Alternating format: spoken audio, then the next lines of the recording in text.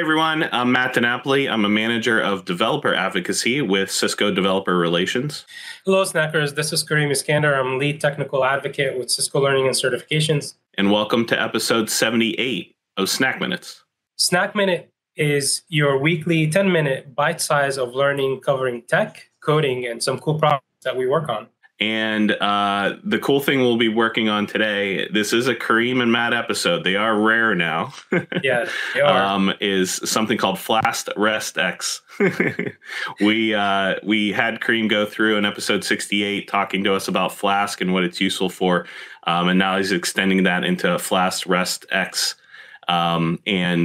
Quick note on that, this is something that can be found on the blueprint for the DevNet Expert exam. So for those of you who are interested in that, keep note and get started with this. Kareem, why don't you kick us off? Tell us what we can expect beyond Flask for these REST X's.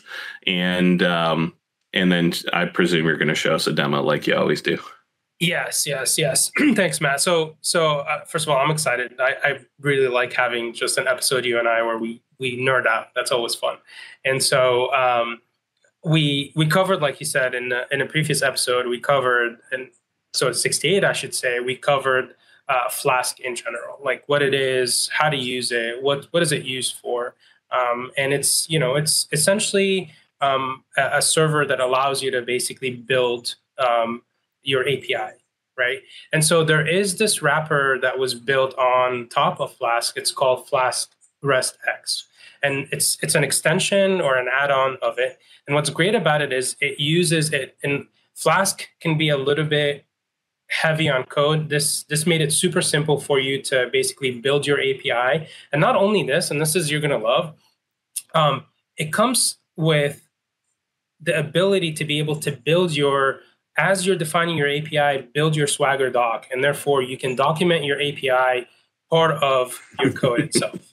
And so it's really cool and it's really powerful. One of the things that I really liked about it is being able to export your Swagger model out into like Postman or whatever, so you can bring it in or hand it out to wherever you want to integrate it. And so if you remember in the previous episode 68, we talked about how to build a simple poor man's IPAM, right? IP management, IP address management, to have like that single source of truth, right? And we talked about we can use Excel, blah, blah, blah, blah. Anyway, for this episode, I took that same logic, I took that same use case, and I implemented it using Flask-RESTX. And not only this that I've implemented, but I also generated those Swagger documentation for us, so we can see our API, we can document it as well as test it from within Swagger. So let's just look at that. So first of all, here's the simple code. All we're doing is, again, we're leveraging TinyDB to basically save our records, and we're gonna start building out our we're going to go out and build out our API. And it's going to have 4 endpoints, right? Our first endpoint is going to be a simple query where we're going to see what records we have in our IPAM, IP address, netmask, VRF status, that type of thing. And then our API would allow us to also filter based on IP. So if I'm looking up on a specific IP, I want to find out if it's been used or it's active or what is it assigned to. I can just simply look it up on our API. And then we're going to do our simple CRUD, allow us to create as well as update and then delete a record, right? It's very straightforward, very simple. You're building out an IPAM, right, and management. So if we drill into this code a little bit, this is how it starts, right? Initially, you got to bring in your import Flask-RESTX, and this installs via pip. So you do a pip install Flask-RESTX, and you got it. Everything that I talked to you about here, including a requirements.txt file for all the libraries that's necessary, is on my GitHub and will be shared out in the notes and in the episode. So you don't have to worry about writing it down as we're going through it. So first, I'm going to define my application, Matt. I'm going to say this is going to be Flask, and then I'm defining my API. So this is great because if as you're building your API itself, you can versionize it, you can give it a title, a description, and then I'm instantiating basically a tiny DB, so I can start writing real and reading quick. it. Yeah, Kareem, I want to call something out here that's really important for people to understand. So they might have been familiar with Flask, and what they would be doing at the beginning is creating an app, and that app object would be defining the routes that they're going to be using for whatever service they're building. What I'm noticing here is that when you define your API, you're using that app object as an argument in creating the API object. And so for our audience, what I note is that we have nested objects occurring here. And instead of the route being defined, and it's when you get to the NS definition, you see this. I can tell that what's happening is instead of the route being tied to the Flask app, it's actually being tied to the Flask or to the Flask-RESTX API definition. Exactly. That's a great explanation. You're spot on, Matt. And so from there, I'm going in and I'm saying, I'm defining my namespace. I'm saying part of my API, everything is going to be called IPAM / the endpoint, right? So this is my namespace. Yeah. And now this is cool. I'll get to the parser in a second here, and this is from this point on, I've set myself up to start building my API, and I'm using decorators, right, to basically define my endpoint. And these are what we call decorators. We should probably have an episode, Matt, talking about Python decorators. I think they're really useful. Yeah. I think they're really cool. And if you're not familiar with them, I think you should. They're essentially wrappers functions. They're pretty awesome. And so I have a namespace decorator here that defines my route. And then this is the beauty right here. So part of the Flask-RESTX, when I instantiate the API itself, I can leverage this method of the class and say, hey, this is a doc, and the doc is going to have these query errors. So I can define my error messages as part of that endpoint, as well as I could create something to do when I hit the endpoint, I can handle the request itself.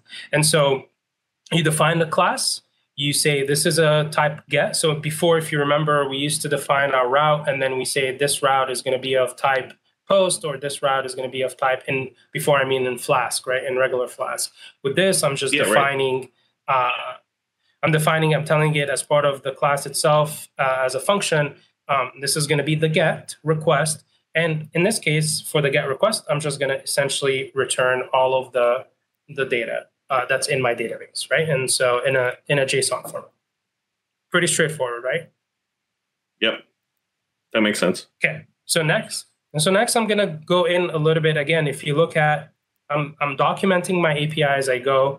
And then one of the things is that before we used to use as part of Flask, we used the request and query parser to be able to parse the query parameters passed to me via the endpoint itself. In this case, as part of the decorator itself, as well as documenting it, I say, as part of this endpoint, there's a parameter that's gonna be passed to me of type IP, right? And this is going to be just a simple parameter, text parameter that comes in and it's expected. And this is how you define in this library, how you define that this is going to be a query parameter that's going to be passed.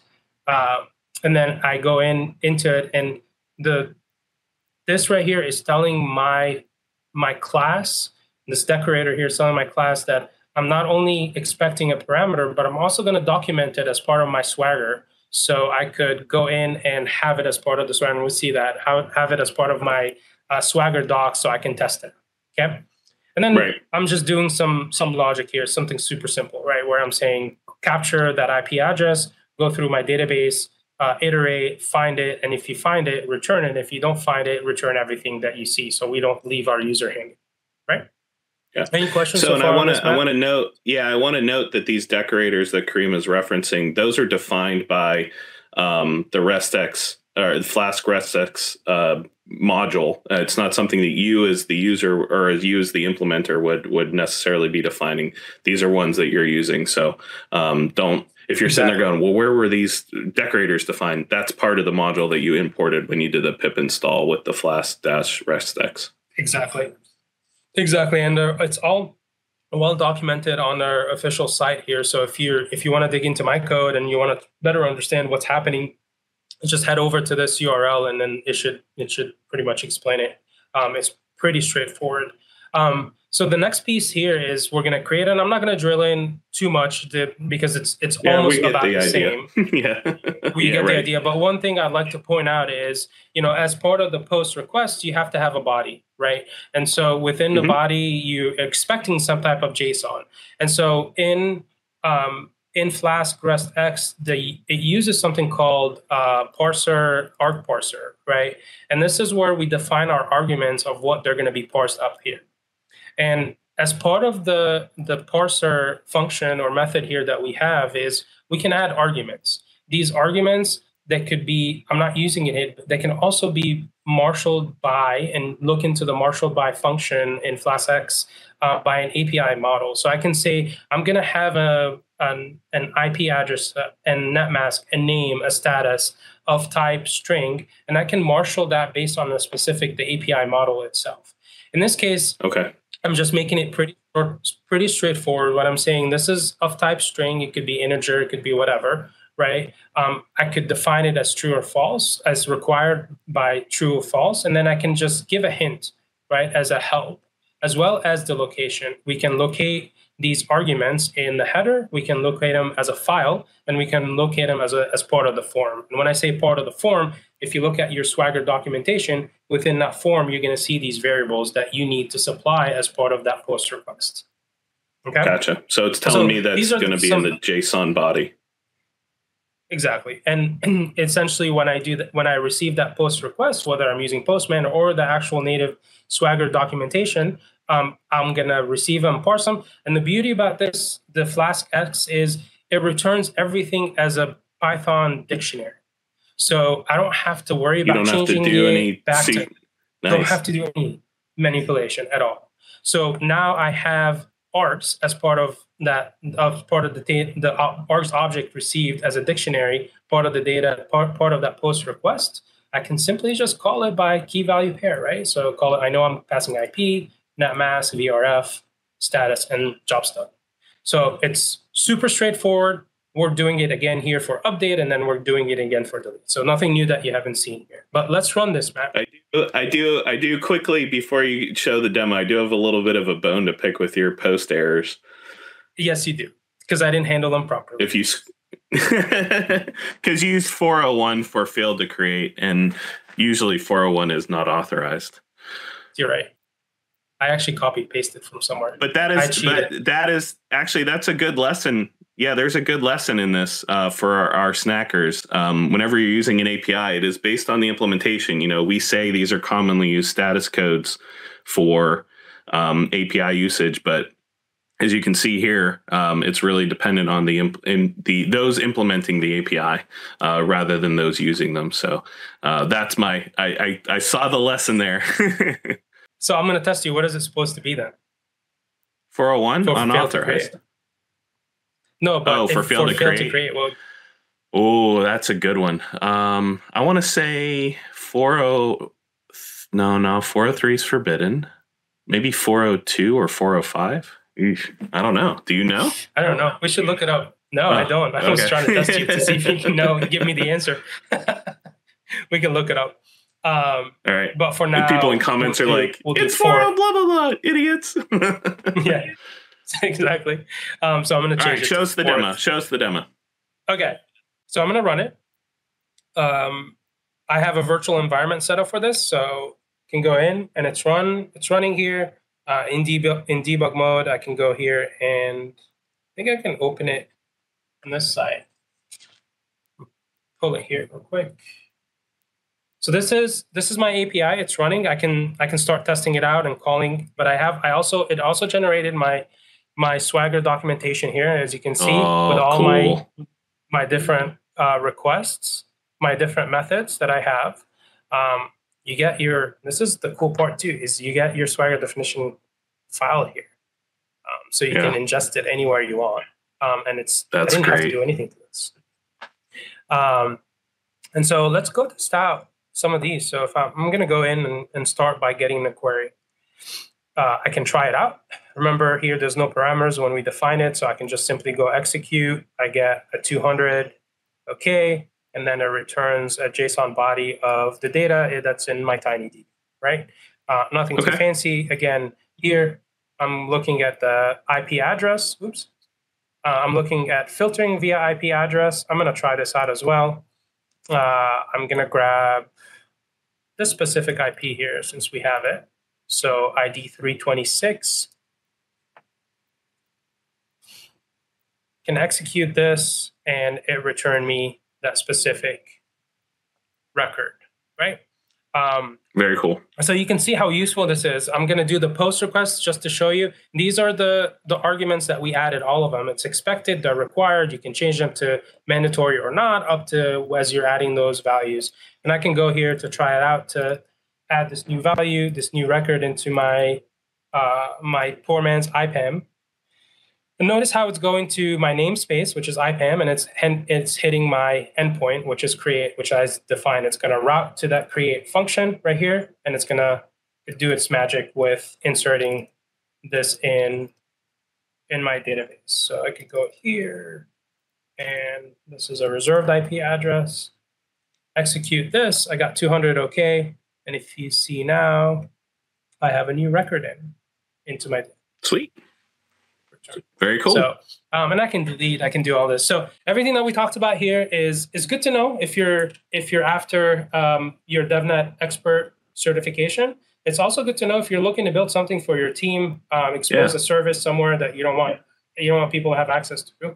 But it's all available to you on our GitHub. Check it out, get the code, and play with it, Snackers.